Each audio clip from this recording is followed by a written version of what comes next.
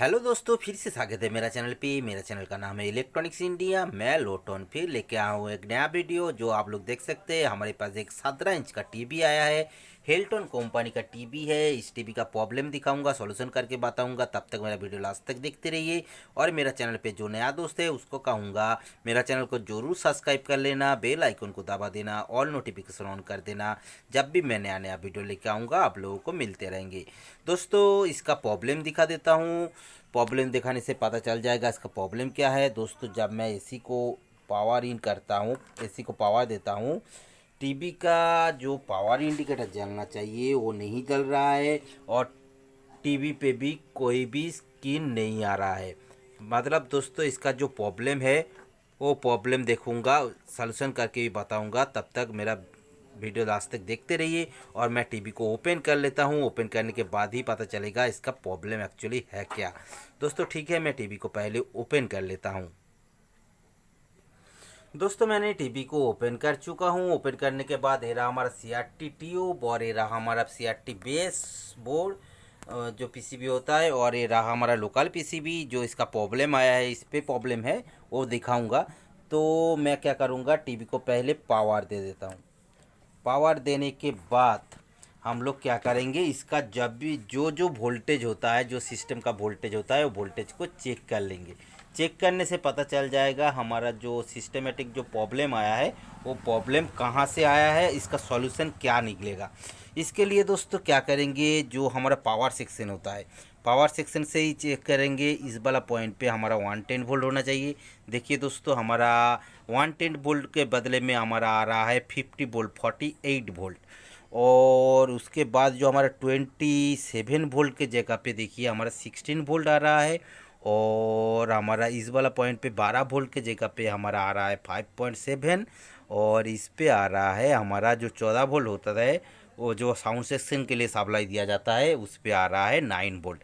मतलब दोस्तों, हमारा पावर सेक्शन का जो वोल्टेज रिलेटेड जो जो वोल्टेज होना चाहिए वो वोल्टेज हमारा नहीं है। इसीलिए हमारा टीवी स्टार्टिंग नहीं है, और हमारा पावर इंडिकेटर भी ग्लो नहीं हो रहा है, चालू नहीं हो रहा है। इसके लिए क्या करेंगे, पहले पीसीबी को अच्छी तरह से देख लेंगे, पावर पीसीबी से पावर सेक्शन से कहाँ पे प्रॉब्लम आ रहा है। इसके लिए क्या करेंगे, एक तो हमारा आउटपुट सेक्शन शॉर्टेज होने के कारण शॉर्टेज होगा तो हमारा पूरी तरह से पावर बैठ जाएगा नहीं। लेकिन दोस्तों, इस पे हमारा वोल्टेज दिखा रहा है, लेकिन हमारा पूरी तरह से वोल्टेज नहीं है। इसके लिए क्या करेंगे, हमारा सिस्टमेटिक जो हमारा इस 12 वोल्ट से रिलेटेड जो सिस्टम है, इस पे हमारा जब तक 12 वोल्ट नहीं आएगा हमारा रेगुलेटर सिस्टम भी काम नहीं करेगा। और रेगुलेटर सिस्टम काम नहीं करेगा तो हमारा ये जो हमारा स्टार्टिंग वोल्टेज हो रहता है वो वाला स्टार्टिंग वोल्टेज नहीं रहेगा। इसीलिए हमारा 5 वोल्ट होना खूब भी ज़रूरी है। इस पे देखिए 3.3 आ रहा है, 5 वोल्ट नहीं है। मतलब हमारा पूरी तरह से वोल्टेज रेगुलेटिंग नहीं हो, जो हमारा फिल्टरिंग नहीं हो रहा है, इसीलिए हमारा टीवी स्टार्टिंग नहीं हो पा रहा है। इसके लिए दोस्तों पहले पीसीबी को अच्छी तरह से चेक करना पड़ता है। देखिए, जो हमारा पावर सेक्शन का जो पावर सेक्शन होता है, पावर सेक्शन का आउटपुट पे जो हमारा फिल्टरिंग कैपेसिटर लगाया हुआ होता है, एक तो हमारा ये वाला कैपेसिटर देख सकते हैं हमारा अप साइड से ऊपर साइड से फूल चुका है, और ये वाला कैपेसिटर भी हमारा ऊपर साइड से फूल चुका है। मतलब ये दोनों कैपेसिटर को पहले चेंज करेंगे। चेंज करने के बाद हम लोग चेक करेंगे हमारा जो जो वोल्टेज होता है वो वोल्टेज हमारा सही आ रहा है कि नहीं। सही आ जाएगा तो हमारा टीवी स्टार्टिंग हो जाएगा, नहीं तो और क्या प्रॉब्लम है वो चेक करेंगे। पहले तो ये दोनों कैपेसिटर चेंज करना पड़ेगा। ये दोनों कैपेसिटर चेंज कर लेते हैं, उसके बाद आप लोगों को दिखाता हूँ और बताता हूँ कहाँ पे प्रॉब्लम था और क्या प्रॉब्लम आएगा। ठीक है दोस्तों, देखते रहिए हमारा वीडियो। दोस्तों, मैंने इस वाला जो कैपेसिटर हमारा दोनों फूल चुका था ऊपर साइड से, वो वाला कैपेसिटर मैंने ओपन कर चुका हूँ। देखिए, ये दोनों कैपेसिटर था जो हमारा 470/25 वोल्ट का, ये दोनों सेम कैपेसिटर है। ये दोनों सेम कैपेसिटर ऊपर साइड से फूल गया है। दोस्तों, एक बात बता देता हूँ, जो हमारा इस वाला पॉइंट पे देखिए, ये हमारा 14 वोल्ट का पॉइंट है जो हमारा साउंड सिस्टम का रिलेटेड काम करता है। वो वाला साउंड सिस्टम का जो कैपेसिटर था वो कैपेसिटर हमारा फूल चुका है, मतलब ख़राब हो चुका है, इसीलिए हमारा वोल्टेज को बैठा देगा।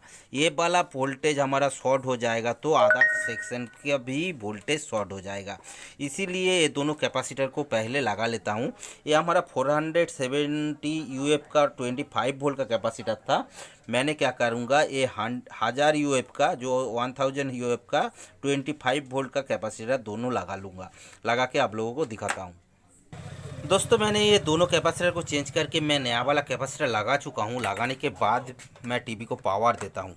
पावर देने के बाद भी दोस्तों मैं जब चेक किया तो इस वाला पॉइंट पे जो हमारा 110 वोल्ट होना चाहिए वो हमारा 90 वोल्ट 50 वोल्ट आ रहा है, जो हमारा 48.2 वोल्ट आ रहा है।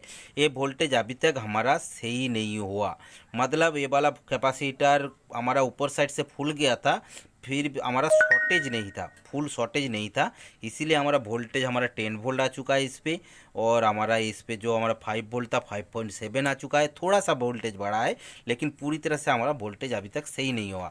अब हमारा क्या करेंगे, मैं एक 100 वाट लैम्प लूँगा, उस पर कनेक्ट करेंगे हमारा 110 वोल्ट का कनेक्शन पे वोल्टेज कनेक्ट करने के बाद हम लोग चेक करेंगे हमारा वोल्टेज कितना रहता है। दोस्तों मैंने जो 110 वोल्ट का जो कनेक्शन था वो 110 वोल्ट का कनेक्शन पे मैं 100 वाट लैम्प लगा चुका हूँ। लगाने के बाद एक चीज़ गौर कीजिए, मैं जब टीवी को पावर देता हूँ, पावर देने के बाद इस पे हमारा 110 वोल्ट आ जाता है, लेकिन कुछ देर के बाद हमारा स्टैंड बाय जो हमारा सिस्टम होता है वो हमारा वोल्टेज बैठा देता है और हमारा सिस्टम पे वोल्टेज आ जाता है जो हमारा वही 50 वोल्ट। मतलब हमारा रनिंग वोल्टेज देने के बाद हमारा पावर सेक्शन जो हमारा रनिंग वोल्टेज और स्टार्टिंग वोल्टेज देने के बाद हमारा रनिंग वोल्टेज काम करने के शुरू कर देता है, लेकिन हमारा जो हमारा फ्लिप सेक्शन होता है, फ्लिप सेक्शन से शायद हमारा कुछ प्रॉब्लम आया है, जो हमारा रनिंग वोल्टेज पे भी हो सकता है, उसका वोल्टेज का जो सिस्टम का प्रॉब्लम आया है, इसीलिए ये वाला वोल्टेज हमारा तैयार नहीं हो पा रहा है और हमारा टीवी भी रनिंग नहीं है।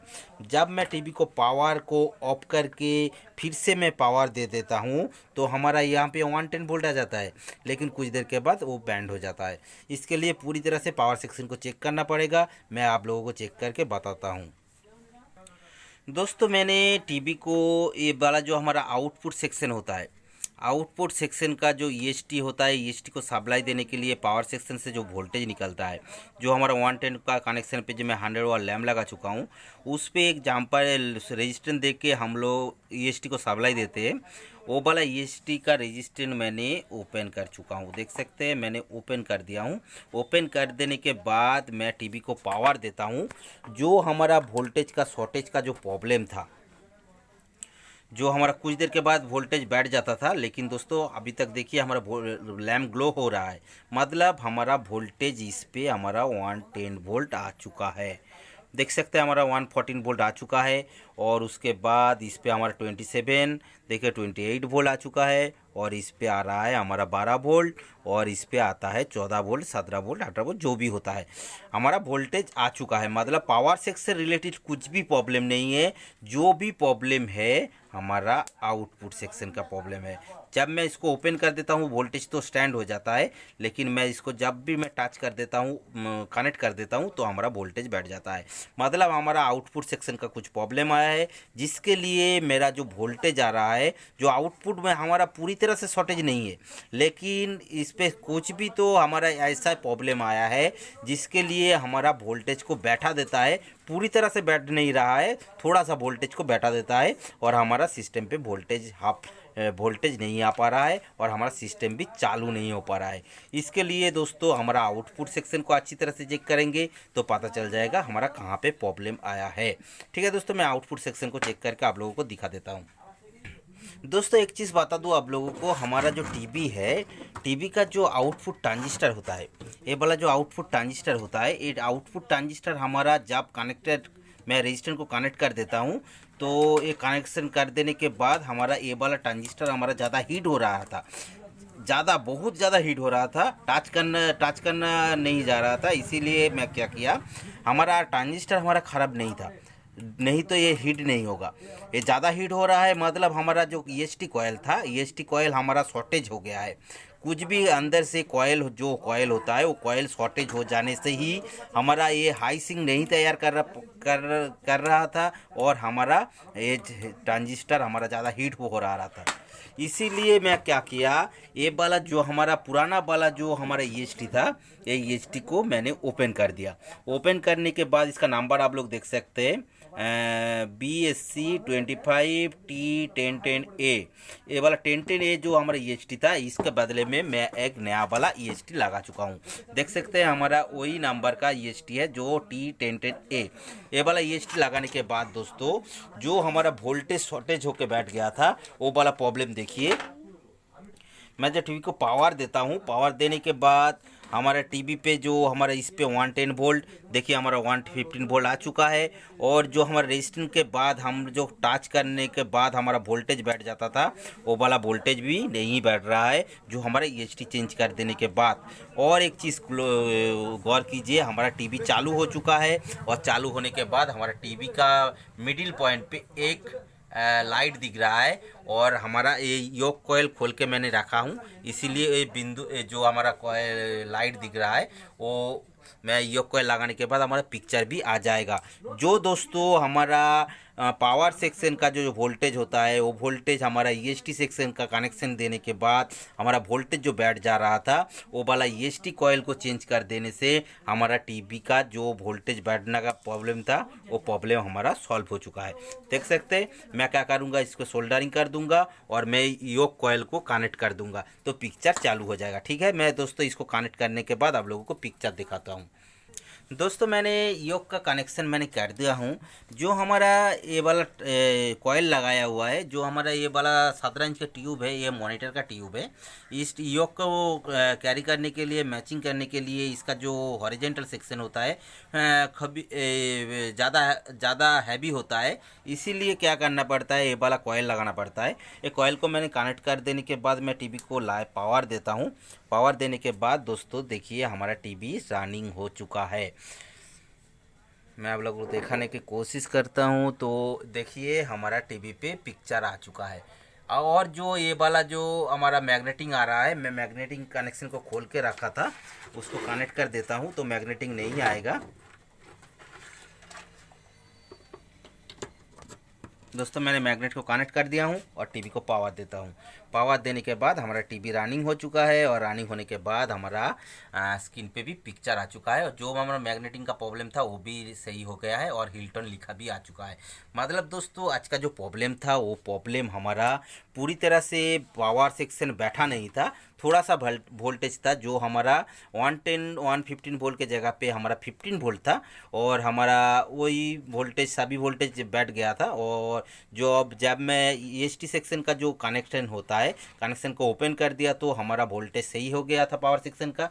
और मैं देखा तो हमारा आउटपुट सेक्शन का जो ये ट्रांजिस्टर होता है वो ट्रांजिस्टर ज़्यादा हीट हो रहा था और हमारा इसीलिए मैं EST को नया EST लगा ले चुका हूँ और नया EST लगाने के बाद हमारा टीवी रनिंग हो चुका है और हमारा प्रॉब्लम सॉल्व हो चुका है। और दोस्तों ये वाला जो हमारा EST कॉयल है, ये EST कॉयल हमारा लीकेज नहीं हुआ, अंदर से जो कॉयल का कनेक्शन होता है वो अंदर से कॉयल कुछ खराबी आ चुका है, इसीलिए हमारा EST बैठ चुका है और बैठने के बाद ही ये इस वाला प्रॉब्लम लेके आया था। ठीक है दोस्तों, इसी तरह का नया वीडियो मिलने के लिए मेरा चैनल को लाइक शेयर सब्सक्राइब जरूर कर देना, बेल आइकन को दबा देना, ऑल नोटिफिकेशन ऑन कर देना। जब भी मैं नया वीडियो लेके आऊँगा आप लोगों को मिलते रहेंगे। ठीक है दोस्तों, मिलते हैं नेक्स्ट वीडियो पर। तब तक मेरा चैनल को देखते रहिए और मेरा चैनल को ज़रूर एक लाइक कर देना। ठीक है दोस्तों, मेरा टीवी पे जो प्रॉब्लम था वो सॉल्व हो चुका है। मिलते हैं नेक्स्ट वीडियो पर, तब तक के लिए दोस्तों गुड बाय।